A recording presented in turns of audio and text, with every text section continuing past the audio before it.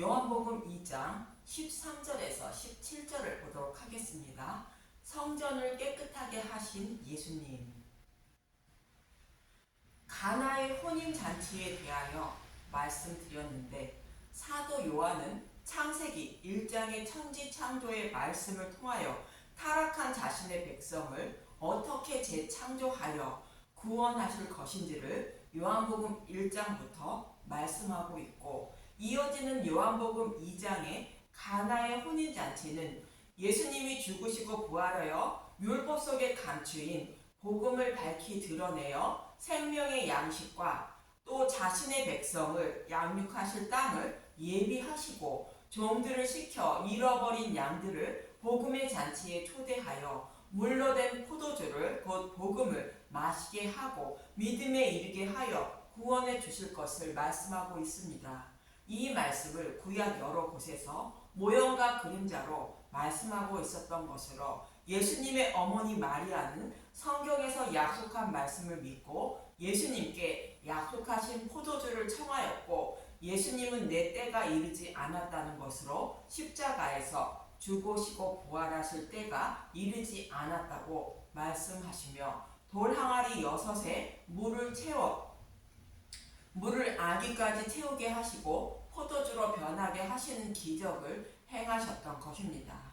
그리고 참 성전의 모형이었던 눈으로 보이는 성전이 무너질 것을 말씀하시는데, 하나님이 이스라엘 백성에게 성전을 주신 이유가 무엇인지 본문과 이어지는 말씀에서 말씀하고 있고, 하나님은 자신의 백성을 여자의 후손으로 오실 메시아가 어떤 과정을 통하여 구원하실 것인지를 성전을 곧 성막을 통하여 모형으로 보여주시며, 그분이 오시길 간절히 기도하며 살아야 한다는 뜻으로 성전을 곧 성막을 주신 것입니다. 이 말씀을 기억하시고 본문 13절부터 보겠습니다. 요한복음 2장 13절, 성전을 깨끗하게 하시다. 유대인의 유월절이 가까운지라 예수께서 예루살렘으로 올라가셨더니. 유대인의 유월절이 가깝다고 말하는 것은 유대인들이 유월절의 의미를 알지 못하고 하나님을 섬기고 있음을 책망하시기 위한 것입니다. 하나님이 유월절을 지키라 말씀하신 것은 애국 장자들처럼 자신들도 죽어야 하는데 유월절 양이 대신하여 죽음으로 자신의 생명을 살렸다는 것을 잊지 말라는 뜻으로 유월절을 지키라 말씀하신 것이며, 이것을 알아야 한다는 의미로 유월절 양의 고기를 불에 구워 먹게 한 것으로, 유월절 양의 고기는 예수님의 살과 피를 곧 상징하는 말씀으로, 약속의 말씀대로 유월절 양이 되어 십자가에서 우리의 모든 죄를 대속해 주신 예수님에 대하여 아는 것이 유월절을 지키는 것이라는 뜻입니다. 그래서 예수님은 마지막 만찬에서 제자들에게 떡과 포도주를 주시며 기념하라 말씀하신 것입니다. 떡과 포도주는 성찬식날 먹는 떡과 포도주를 말하는 것이 아니라 예수님의 살과 피인 복음의 말씀을 말하는 것으로, 복음의 말씀을 먹어야 믿음에 이르게 되어 생명을 얻을 수 있다는 말씀입니다. 요한복음 6장 53절에서 54절을 보면, 요한복음 6장 53절, 예수께서 이르시되 내가 진실로 진실로 너희에게 이르노니 인자의 살을 먹지 아니하고 인자의 피를 마시지 아니하면 너희 속에 생명이 없느니라. 내 살을 먹고 내 피를 마시는 자는 영생을 가졌고 마지막 날에 내가 그를 다시 살리리니. 예수님의 살과 피인 복음의 말씀을 먹지 않으면 생명이 없다는 것이며, 먹으면 생명을 얻는다는 것입니다. 예수님에 대하여 아는 지식이 올바르지 못하면 예수님을 믿지 못하게 되므로 생명을 살리지 못하지만, 올바른 지식을 먹고 알게 되면 믿음의 백성이 되어 생명을 얻게 되는 것입니다. 그래서 예수님은 율법을 상징하는 포도주가 떨어지자 예수님의 살과 피를 상징하는 물로 된 포도주로 혼인잔치를 쓰도록 하신 것입니다. 저와 여러분은 이 포도주를 먹어야 예수님의 신부가 되어 하나님 나라를 기업으로 받을 수 있는 것이며 유월절을 지키는 자가 되는 것입니다. 그런데 유대인들은 예수님의 살과 피를 먹으려 하지 않고 배척하여 유월절의 의미를 알지 못했다는 말씀이며 또 내 아버지의 집을 장사하는 집으로 만들었다고 책망하시는 것입니다. 본문 14절에서 16절을 보도록 하겠습니다. 요한복음 2장 14절 성전 안에서 소와 양과 비둘기 파는 사람들과 돈 바꾸는 사람들이 앉아 있는 것을 보시고 노끈으로 채찍을 만드사 양이나 소를 다 성전에서 내쫓으시고 돈 바꾸는 사람들의 돈을 쏟으시며 상을 엎으시고 비둘기 파는 사람들에게 이르시되 이것을 여기서 가져가라 네 아버지의 집으로 장사하는 집을 만들지 말라 하시니 성경에는 여호와께서 택하신 곳에 가서 여호와께 드리는 제물을 사서 드릴 수 있다고 말씀하고 있습니다.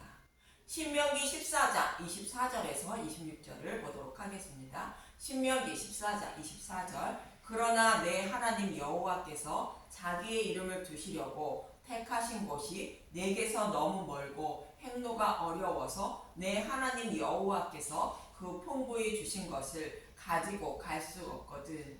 그것을 돈으로 바꾸어 그 돈을 싸가지고 내 하나님 여호와께서 택하신 곳으로 가서 내 마음에 원하는 모든 것을 그 돈으로 사되 소나 양이나 포도주나 독주 중 내 마음에 원하는 모든 것을 구하고 거기 내 하나님 여호와 앞에서 너와 내 권속이 함께 먹고 즐거워할 것이며 이 말씀 때문에 성전에 장사하는 자들을 허락한 것으로 보이는데 이 말씀은 매년 토지소산의 11조를 드리라는 말씀에서 나온 것입니다.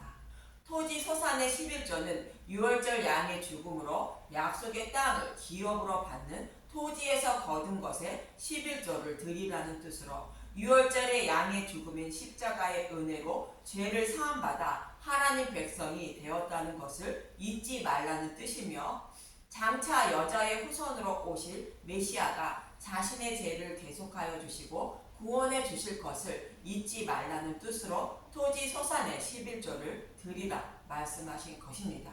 그래서 장차 오실 메시아를 소망하며 살아가는 것이 토지 소산의 11조를 드리는 것입니다. 그런데 유대인들은 이러한 뜻을 모르고 성전에 제물만 드리면 하나님 백성이 되는 줄 알고 있었고 또 제사장들은 여호와께 제물을 드릴 수 있도록 도와준다는 명목으로 성전에서 장사를 허용한 것입니다. 그럼 하나님이 이스라엘 백성들에게 성전을 곧 성막을 주신 이유가 무엇일까요? 율법을 범하면 그에 합당한 제물을 성전의 제단에 드림으로 죄를 사함받게 되는데 이 모습은 장차 여자의 후손으로 오실 메시아가 죄인의 죄를 대속해 주심으로 죄를 사함받는 모습을 모형한 제사로 그 메시아가 오실 것을 소망하며 살게 하기 위하여 성전을 주신 것입니다. 이 말씀을 하고 있는 히브리서 10장 1절에서 18절까지만 보겠습니다. 히브리서 1장 10장 1절 율법은 장차 올 좋은 일의 그림자일 뿐이요 참 형상이 아니므로 해마다 드리는 같은 제사로는 나아오는 자들을 언제나 온전하게 할 수 없느니라.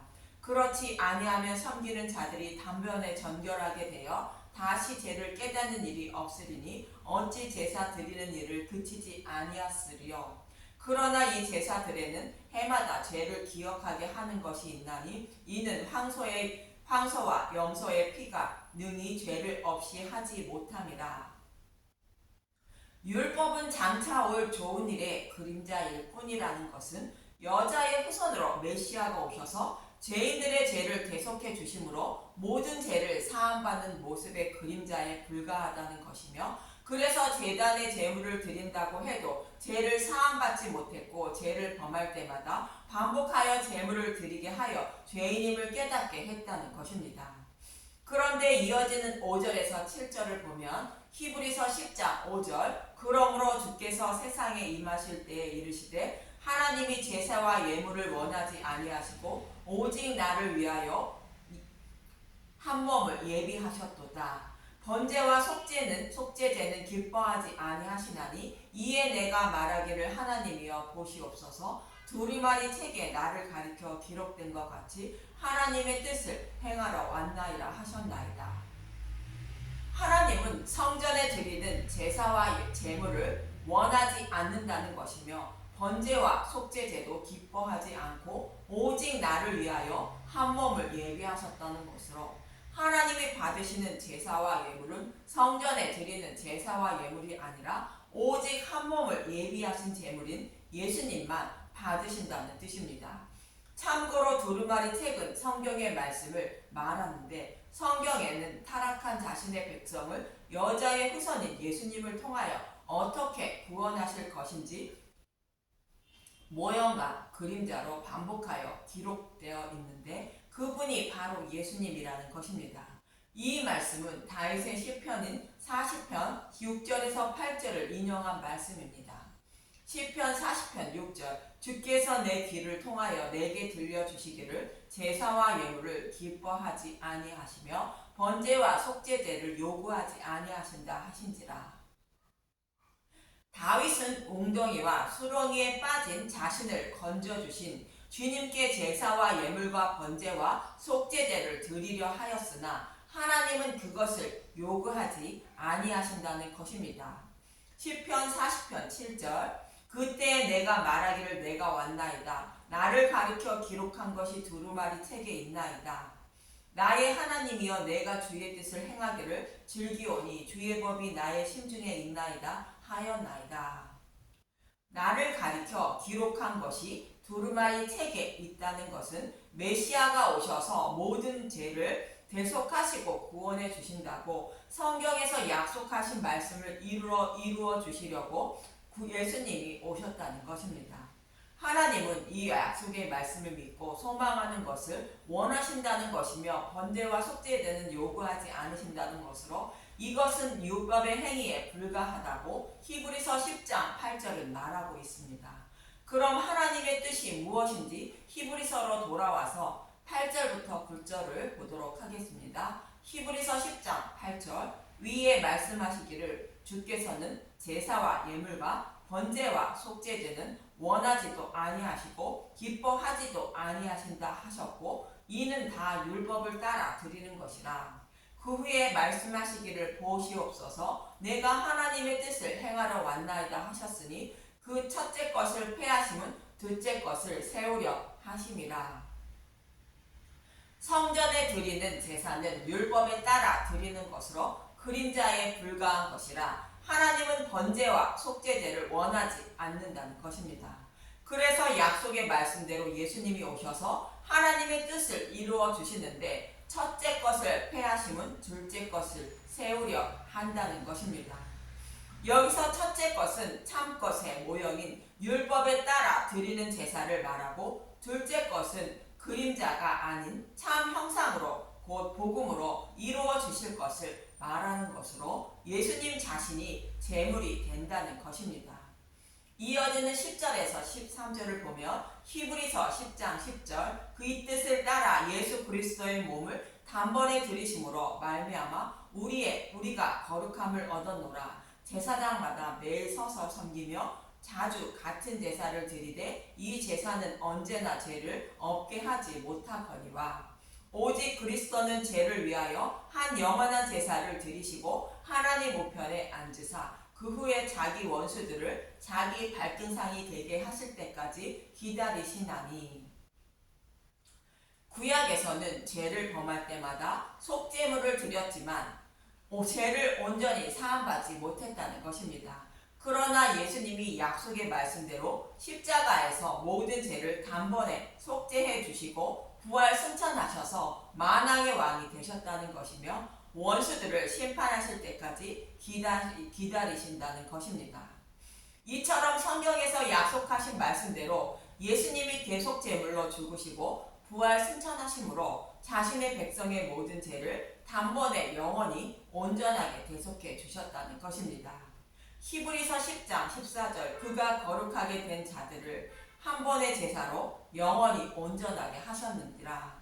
이렇게 약속의 말씀대로 예수님이 모든 죄를 온전히 대속해 주셨는데 어떤 사람들이 구원받게 되는지 이어지는 15절에서 18절을 보겠습니다. 히브리서 10장 15절 또한 성령이 우리에게 증언하시되 주께서 이르시되 그날 후로는 그들과 맺을 언약이 이것이라 하시고 내 법을 그들의 마음에 두고 그들의 생각에 기록하리라 하신 후에 또 그들의 죄와 그들의 불법을 내가 다시 기억하지 아니하리라 하셨으니 이 말씀은 예레미야 31장의 새 언약의 말씀을 인용한 말씀으로 예수님이 죽으시고 부활하셔서 자신의 백성을 어떻게 구원하실 것인지를 말씀하고 있는 것입니다.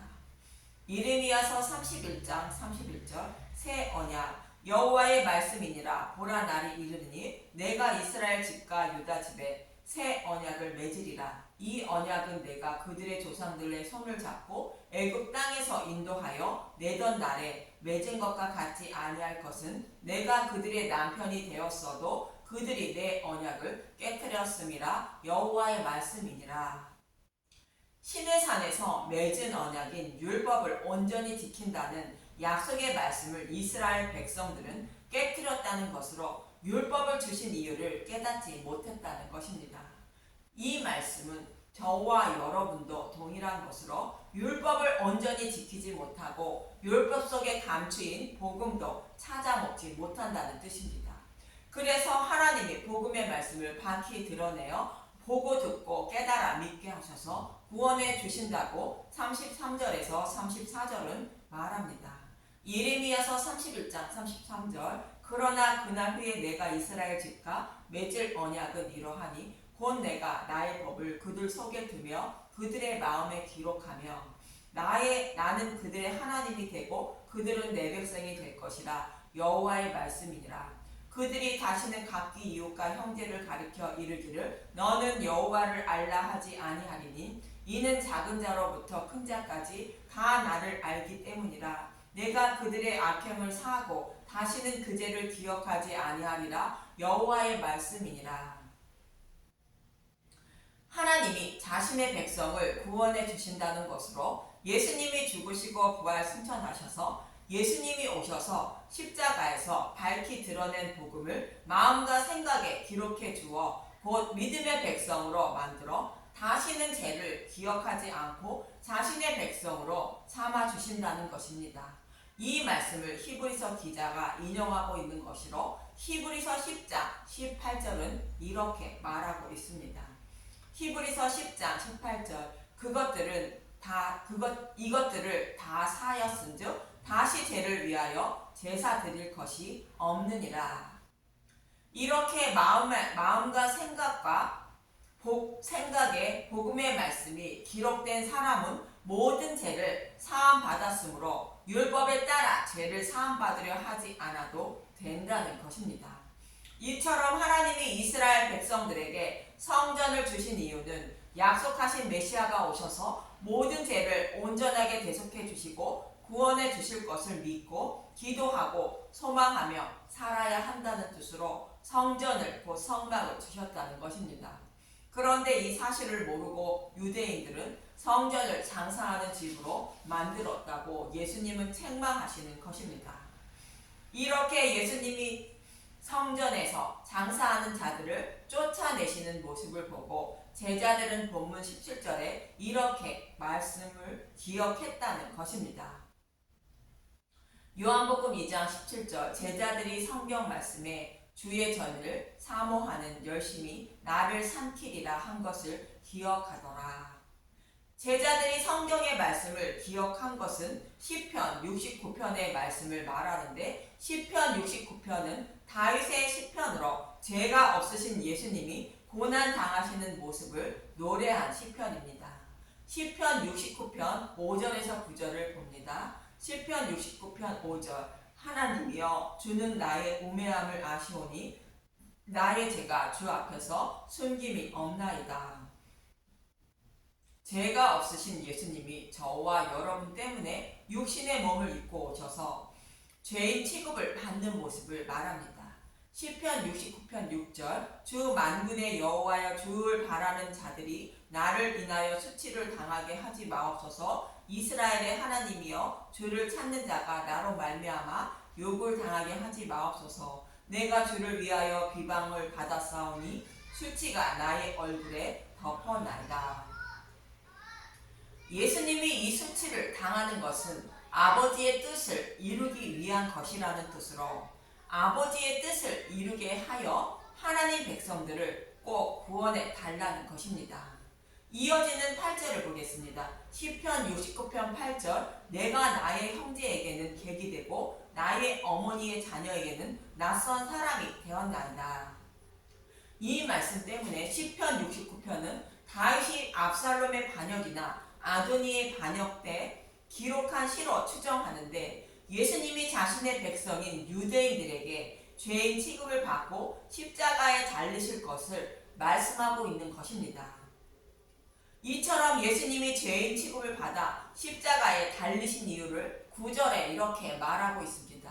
시편 69편 9절 주의 집을 위하는 열성이 나를 삼키고 주를 비방하는 비방이 내게 미쳤나이다. 예수님이 아버지의 뜻을 이루기 위하여 종의 모습으로 온 힘을 다하여 일하심으로 죄인 취급받아 십자가에서 고난 당하심을 말씀하고 있는 것입니다. 히브리서 기자는 3장 5절에서 6절에 예수님의 이러한 모습을 모세에 비유하여 말씀하고 있습니다. 히브리서 3장 5절 또한 모세는 장래에 말한 것을 증언하기 위하여 하나님의 온 집에서 종으로서 신실하였고 그리스도는 하나님의 집을 맡은 아들로서 그와 같이 하셨으니 우리가 소망의 확신과 자랑을 끝까지 굳게 잡고 있으면 우리는 그의 집이라. 모세의 이러한 열심을 히브리서 11장 26절 그리스도를 위하여 받은 수모를 애굽의 모든 보화보다 더 큰 재물로 여겼으니 이는 상 주심을 바라봄이라. 모세가 행한 일은 예수님이 오셔서 행하실 일을 모형했다는 말씀으로 모세는 상 주심은 구원의 상이 모든 보화보다 더 큰 재물로 여기고 예수님의 종으로 신실하게 일했다는 것입니다. 예수님은 저와 여러분을 구원하시기 위하여 종의 몸으로 오셔서 신실하게 일하신 것입니다. 이처럼 하나님이 이스라엘 백성에게 성전을 주신 이유는 창세전에 계획하시고 약속하신 말씀대로 여자의 후손으로 메시아를 보내주셔서 자신의 죄를 대속해 주시고 구원하실 것을 소망하며 살아가라고 성전을 주셨다는 것입니다.